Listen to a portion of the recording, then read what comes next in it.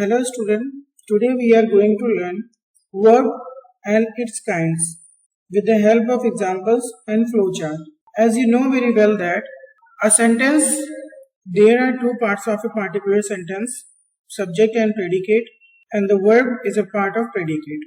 Rita is a good singer. Here the word is used as the verb. Rita sings a song. Here the accent denoted by the word sings. Rita has a beautiful voice. Here the word has is used as verb. So student, verbs are the words that express an action and tell us what a person or thing is, does or has. Kinds of verb. In this module, we will learn about finite and non-finite verbs and infinitives, gerund and participles. We will learn it with the help of examples one by one. Finite verb. Observe the example first. She serves a meal to the assembled guest. Here, subject is singular and the verb serves is also a singular verb. In the second example, they serve a meal to the assembled guest.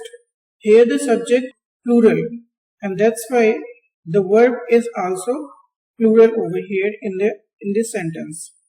So student, a finite verb is regulated by its subject and number. Definition: when the verb in a sentence indicate the tense and change according to the subject, we call it finite verb. Non-finite verb, they cannot be regulated by its subject, number and tense. Please observe the sentence. They like to read the Ramayana.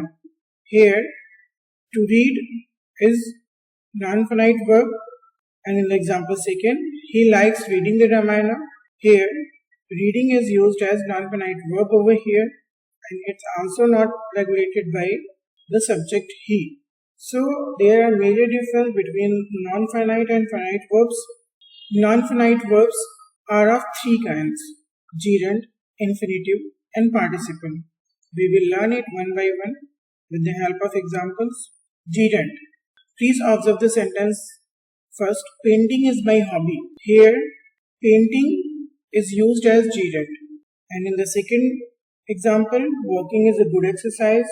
Here the word walking is used as gerund over here. Basically, gerund form by adding ing in a particular verb. Gerund does the work of a noun and can be used as a subject in a particular sentence. Infinitive. I have to go to school. Here, the word to go is used as infinitive. Infinitive is formed by adding to before a verb. And in the second example, to walk is a good exercise. Here, the word to walk is used as infinitive here. Unlike gerund, infinitive is also used as subject and does the work of a noun. Participles. Student, you can observe that verb plus ing form is used over here. Swimming against the tide. Paras was soon tired. Here we form participle by adding ing in the verb. A participle is a verb that is used as an adjective and most often ends in ing or ed. It expresses an action or a state of being.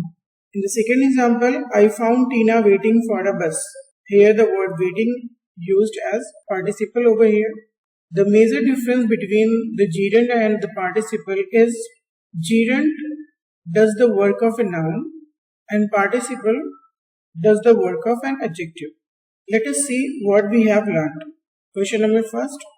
The temperature fluctuated a lot yesterday. The verb fluctuated is here.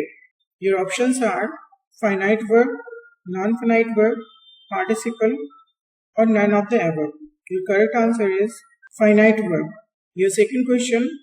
I hope to go on a vacation to Patna. To go is up. Your options are finite verb, non-finite verb, gerund, or none of the above. The correct option is non-finite verb. Question third. The snake went away without dash the child. Fill the correct option. Your first option is harm, second option harming, and third option harmed. The fourth option is harms. Your correct answer is harming. Question number 4. He dash for his watch for a long time. Choose the correct option and fill the sentence. Your options are search, search, searched, searching. Your correct option is searched. Practice makes a man perfect. So here are some questions for homework. You have to attempt in your notebook. The first question is fill in the blanks with the correct form of the verbs given in the bracket.